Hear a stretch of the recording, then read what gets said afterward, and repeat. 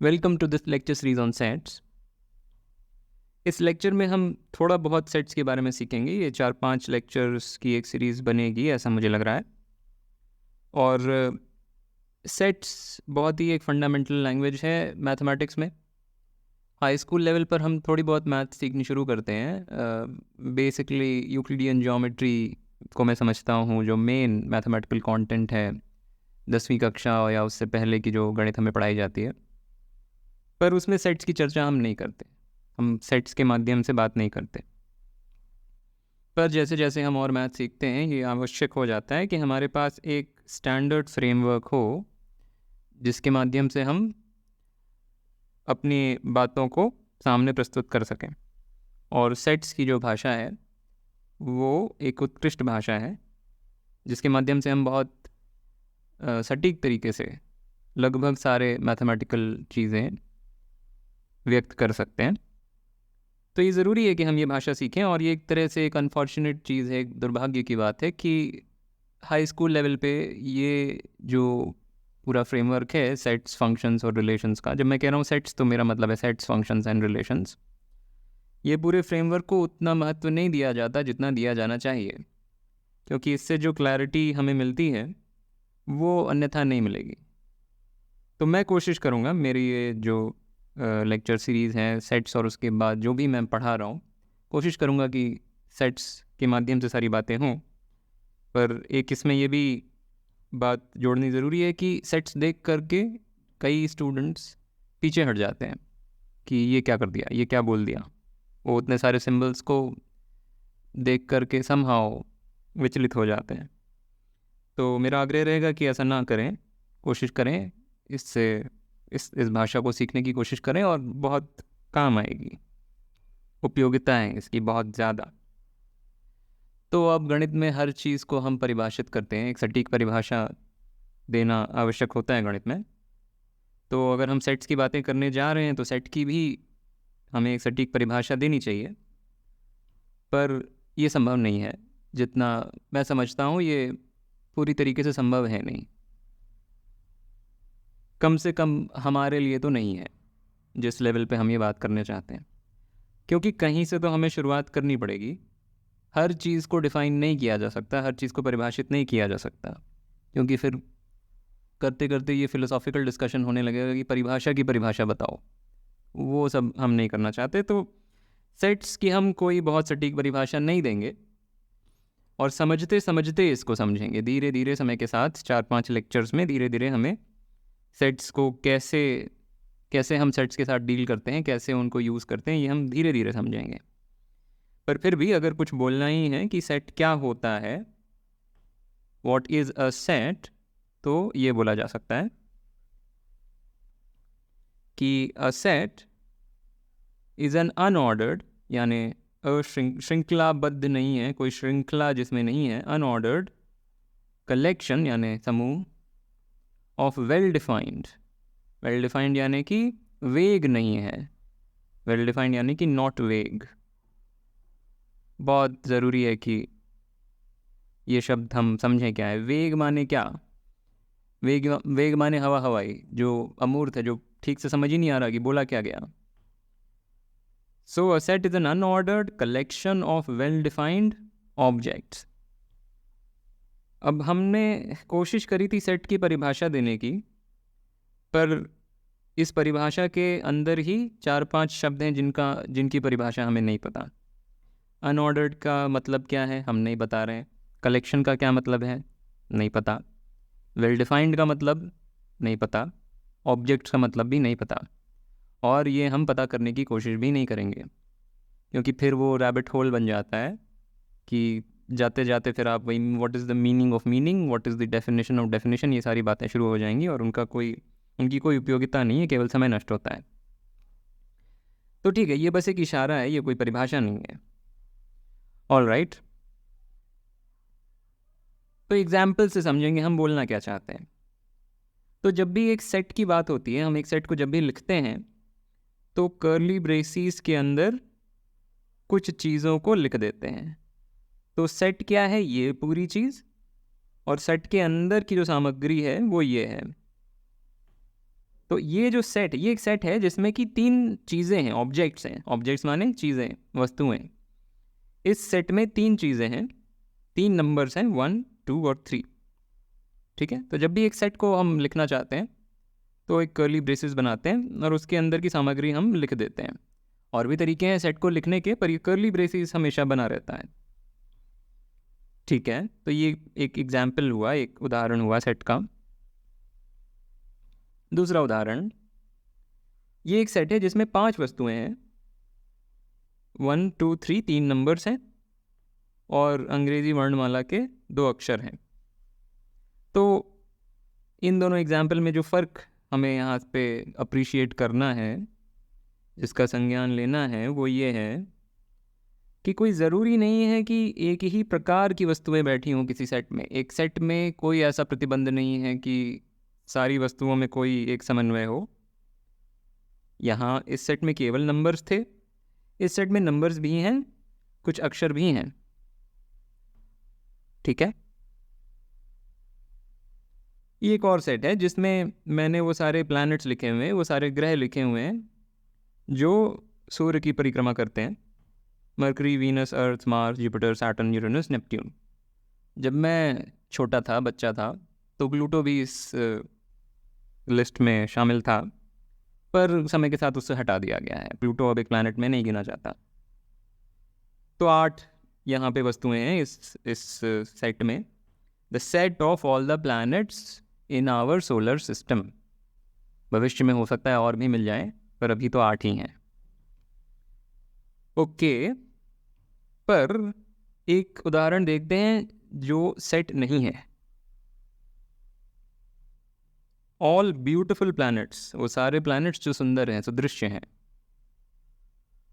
ये सेट नहीं है क्योंकि ये वेल डिफाइंड, यहाँ पे ये जो वेल डिफाइंड का क्लॉज है वो नहीं है। क्योंकि ब्यूटिफुल, ये जो शब्द है, ये सापेक्ष है। ये किसी के लिए कोई प्लैनेट अगर सुंदर है तो दूसरे के लिए हो सकता है ना हो। सुंदरता कोई वस्तुनिष्ठ चीज़ नहीं है, कोई ऑब्जेक्टिव चीज़ नहीं है। ठीक है, तो ये एक वेग कोई चीज़ लिख दी गई है, इसलिए ये सेट नहीं है। इसके अंदर के एलिमेंट्स क्या हैं हमें स्पष्ट नहीं है। ठीक है, तो थोड़ा थोड़ा हमें इशारा मिल रहा है कि सेट क्या होता है। वो अलग बात है कि इसकी उपयोगिता क्या है, ये हम नहीं अभी समझ पा रहे होंगे, वो धीरे धीरे समझेंगे। ओके, तो सेट का जो एक एक कैरेक्टराइजिंग ट्रेट है, जो सबसे इम्पॉर्टेंट उसका ट्रेट है, वो है बिलोंगिंग। तो मैं क्या बोलना चाहता हूँ कि given a set and an object, एक सेट दिया हुआ है और एक कोई वस्तु दी हुई है। वस्तु जैसे उदाहरण के लिए आप मान लें कोई नंबर या कोई लेटर या इवन कोई एनिमल। ठीक है, एक सेट दिया हुआ है और एक कोई वस्तु दी हुई है। तो ये प्रश्न हमेशा हम पूछ सकते हैं, one can always ask if the object is a member of the set.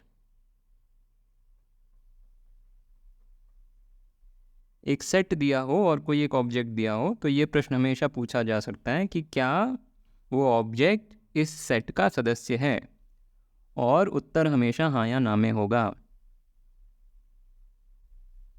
The answer will always be, will either be a yes or a no. Again, यहाँ मैं कोई बहुत सटीक बात नहीं कर रहा हूँ, इशारा ही है ये। धीरे धीरे समझेंगे मैं क्या बोलना चाह रहा हूँ। तो उदाहरण के लिए,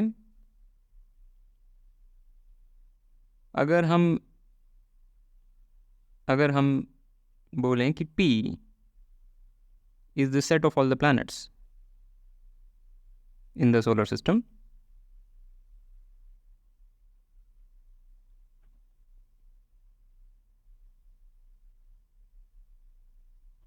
यानी कि वो सेट जिसमें Mercury, Venus, Earth, Mars, Jupiter, Saturn, Uranus, Neptune आते हैं, वो सेट, उसको हमने एक नाम दे दिया P, क्योंकि ये कन्वीनियंट है। तो अगर P is the set of all the planets in the solar system, तो हम प्रश्न पूछ सकते हैं कि इज मरकरी, कोई अगर पूछे कि इज मरकरी यानी बुध ग्रह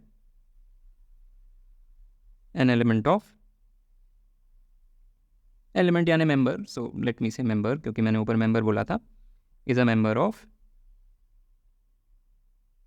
is mercury a member of P, ये प्रश्न पूछा जा सकता है और आंसर इसका हाँ या ना है, और आंसर इसका हाँ है, yes it is right, mercury P का मेंबर है। पूछा जा सकता है is Pluto a member of P, और आंसर है नो, बिकॉज अब उसे उस लिस्ट में नहीं रखते। ये भी पूछ सकते हैं कि is square root of 2 a member of P, answer है नो, क्योंकि स्क्वायर रूट ऑफ 2 कोई प्लैनेट नहीं है, स्क्वायर रूट ऑफ 2 एक नंबर है, ठीक है, वगैरह वगैरह। ऑल राइट, थोड़ा आगे बढ़ते हैं, नोटेशंस थोड़ी सी देखते हैं। तो मान लेते हैं एक्स कोई सेट है, जैसे कि set of all the planets यहाँ पे था, एक्स कोई सेट है और स्मॉल एक्स, लिटिल एक्स कोई वस्तु है, कोई ऑब्जेक्ट है। तो अगर एक्स मैंने माने कि little x is an element of capital x, अब जब मैं बोल रहा हूँ एन एलिमेंट ऑफ, मेरा मतलब है इज अ मेंबर ऑफ, एक ही बात है, ठीक है। तो x, if x is a member of, लिख देता हूँ अ मेंबर ऑफ,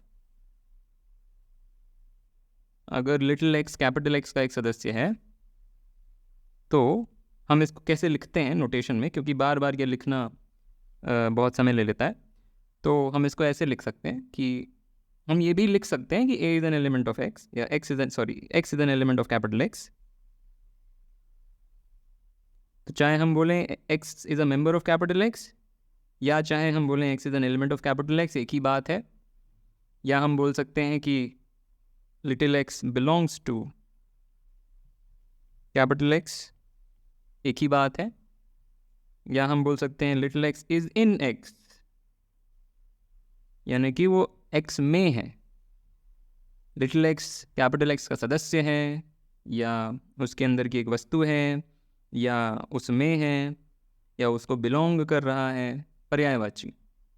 पर नोटेशन में हम ऐसे लिखते हैं, एक्स लिखते हैं, फिर एक ई जैसा एक सिंबल बनाते हैं, फिर यहाँ कैपिटल एक्स लिखते हैं, इसका मतलब है little x is in capital x, ठीक है। तो ये इसको एप्साइलन बोलते हैं, ये जो सिंबल है ये एप्साइलन, ठीक है, x is in x, right. तो ये सब पर्यायवाची हैं, और ये नोटेशन बहुत इंपॉर्टेंट है क्योंकि हम बार बार यूज़ करेंगे, बहुत छोटे में ये पूरा स्टेटमेंट आ जा रहा है, तो काम की चीज़ है। एक और नोटेशन, अगर लिटिल एक्स कैपिटल एक्स का मेंबर नहीं है, उसका एलिमेंट नहीं है, तो उसे कैसे लिखते हैं? तो उसे हम लिखते हैं ऐसे, लिटिल एक्स, ये एप्साइलन बना के उसे काट दिया, और एक्स, तो ये हो गया कि little x is not an element of x, या not a member of x, या does not belong to X, ठीक है। तो ये एक नोटेशन है। ऑल राइट, और अब कुछ स्टैंडर्ड सेट्स की बात कर लेते हैं जो बार बार प्रयोग में आएंगे। तो सबसे पहला है सेट ऑफ नेचुरल नंबर्स। तो ये एक नोटेशन है जिसमें हम पहले एक n लिखते हैं, फिर उसके बाजू में एक वर्टिकल बार ऐड कर देते हैं, तो ये एक विचित्र तरह का n है। और ये क्या है? This is the set of natural numbers, और इसको हम ऐसे व्यक्त करेंगे, और कोई तरीका इसको व्यक्त करने का शायद है भी नहीं, 1 2 3 और फिर डॉट डॉट डॉट, हम समझ रहे हैं इसका मतलब क्या है, राइट। और ये मेरे लिए ये जो ऑब्जेक्ट है ये फंडामेंटली एक मिस्टीरियस ऑब्जेक्ट है, रहस्यमयी है। हमारे पास इसका एक इंट्यूटिव अंडरस्टैंडिंग है, कोई ना भी बताए तो भी लगभग हम पैदा ही होते हैं इस सेट के एक इंट्यूशन के साथ। पर कोई बोले इसको परिभाषित करो तो मैं नहीं कर पाऊँगा, करते हैं लोग, है उसमें प्रॉपर मैथमेटिक्स, पर मैं नहीं कर पाऊँगा। तो this is the set of natural numbers. और फिर है सेट ऑफ होल नंबर्स, जिसमें ये n लिखा और नीचे एक 0 लिख दिया, एंड दिस इज़ व्हाट, ये है 0 और फिर आगे की चीज़ है 1 2 3 एंड सो ऑन। ठीक है, सेट ऑफ होल नंबर्स। कुछ किताबों में सेट ऑफ नेचुरल नंबर्स में ही 0 को शामिल कर लिया जाता है, पर मैं ऐसे रखता हूँ, मुझे ये बेटर लगता है। फिर सेट ऑफ इंटीजर्स, जिसको हम z लिख करके संबोधित करते हैं, और ये भी विचित्र तरह का z। और ये z क्यों है सेट ऑफ इंटीजर्स में? क्योंकि जर्मन भाषा में जो इंटीजर्स का शब्द है वो z से शुरू होता है, तो ये नोटेशन आ गई। और जर्मन्स का गणित में बहुत योगदान है, तो उनकी नोटेशन चल रही है। तो z is set of all integers, और उसको ऐसे लिख सकते हैं डॉट डॉट डॉट, फिर ये 3 इंटीजर्स, फिर 0 और 1 2 3। ऑलराइट, फिर हैं रैशनल नंबर्स, जिसको हम ऐसे लिखते हैं q। पता नहीं q क्यों आया, नोटेशन लोगों ने ऐसी क्यों चुनी, पर ये है set of all the rationals. This is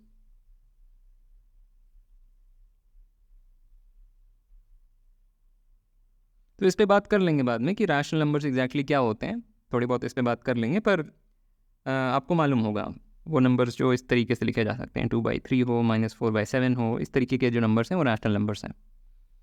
ठीक है, फिर सेट ऑफ रियल नंबर्स, वही r और उसके साथ एक vertical bar, set of real numbers. तो इससे ज़्यादा इसमें मैं कुछ नहीं बोल पाऊंगा, this is the set of real numbers. और फिर एक और है सेट ऑफ कॉम्प्लेक्स नंबर, जो आपने अभी नहीं पढ़ा होगा जिस बारे में, पर कोई बात नहीं, नोटेशन है।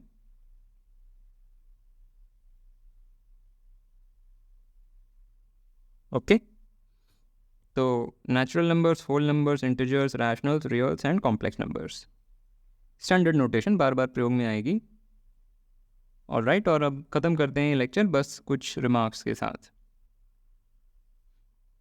तो सबसे पहली चीज़ कि एक सेट में कंटेन अदर सेट्स, एक सेट में दूसरे सेट्स मौजूद हो सकते हैं एलिमेंट्स के तौर पर। फॉर एग्जाम्पल, मैं ये सेट कंसिडर कर सकता हूँ, ये एक सेट है जिसमें 3 ऑब्जेक्ट्स हैं, the set of naturals, the set of rationals and the set of रियल्स।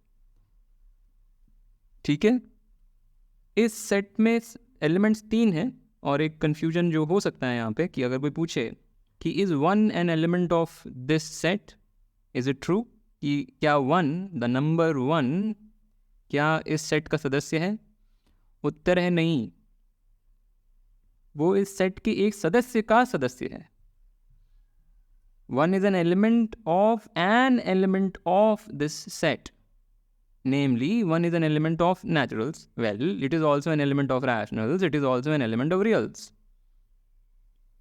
But 1 is not an element in this set. इस set में केवल 3 चीज़ें हैं, which are the set of naturals, the set of rationals and the set of reals. ठीक है, तो 1 is not here. तो ये एक important बात है। Okay, तो a set may contain other sets. No problem there. दूसरा है कि जब एक सेट को हम व्यक्त करते हैं तो repetition of an element is allowed, या उससे फर्क नहीं पड़ता। फॉर एग्जाम्पल अगर मैं ये लिखूं 1, 1, 2, 3, ये जो सेट है वो सेट एग्जैक्टली वही सेट है जो ये है 1 2 3। तो पुनरुक्ति करना, रिपीटिशन करना सेट को ऑल्टर नहीं करता है, उसको बदलता नहीं है। ठीक है, repetition is fine in some sense. कितनी बार रिपीट किया उससे कोई फ़र्क नहीं पड़ता, फ्रीक्वेंसी ऑफ रिपीटिशन इररिलेवेंट है, वो काउंट ही नहीं हो रही है इन सम सेंस। ओके, दूसरा, ऑर्डर डज नॉट मैटर। जैसा कि हमने कहा था, set is a well defined collection of unordered objects, तो ऑर्डर डज नॉट मैटर, किस श्रृंखला में हमने चीज़ों को व्यक्त किया है उससे फ़र्क नहीं पड़ता। अगेन एग्जाम्पल मैं लिखूँ 1 2 3 या लिखूँ 3 1 2, एक ही बात है, राइट। इन दोनों बिंदुओं को एक बिंदु में समेटा जा सकता है कि दो सेट्स बराबर कब होते हैं। दो सेट्स बराबर कब होते हैं? तब जब दोनों में प्रिसाइसली, एग्जैक्टली वही एलिमेंट्स हों। जैसे कि इन दोनों सेट्स में कौन कौन से एलिमेंट्स हैं इस सेट में, 1 2 और 3, कौन कौन से एलिमेंट्स हैं इस सेट में 1 2 और 3, तो ये दोनों सेट बराबर हैं। सिमिलरली इन दोनों सेट्स में कौन कौन से एलिमेंट्स हैं, पहले वाले में भी केवल 1 2 और 3 हैं, दूसरे वाले में भी केवल 1 2 और 3 हैं, तो दोनों सेट्स बराबर हैं। Order does not matter, repetition does not matter. ठीक है, और एक एग्जाम्पल यहाँ पे या नॉन एग्जाम्पल ले लें नॉट इक्वल टू का, कि ये जो सेट है 1 2 3 4, this is not equal to 1 2 3, right, क्योंकि यहाँ पे एक अतिरिक्त वस्तु मौजूद है, नेमली द नंबर 4। और आखिर में empty set. The empty set is a set जिसमें कोई भी वस्तु नहीं है। ठीक है,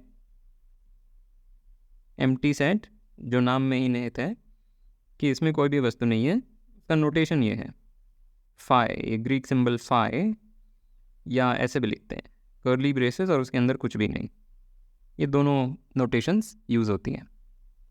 ठीक है, तो ये एम्प्टी सेट हो गया। पर यहाँ पे एक इम्पॉर्टेंट बात कि अगर मैं ये लिखूँ, ये एम्प्टी सेट नहीं है, ये जो चीज़ मैंने लिखी यहाँ पे, this is not the empty set. ये एक सेट है जिसका सदस्य है empty set. Empty set is a member of this set, this is not the empty set, क्योंकि इसमें एक मेंबर मौजूद है। ठीक है, तो थोड़ी बहुत बातें हुई सेट्स पे, आगे और होंगी, और फिर फंक्शंस और रिलेशंस। ठीक है, तो with that I want to end this lecture and I will see you next time.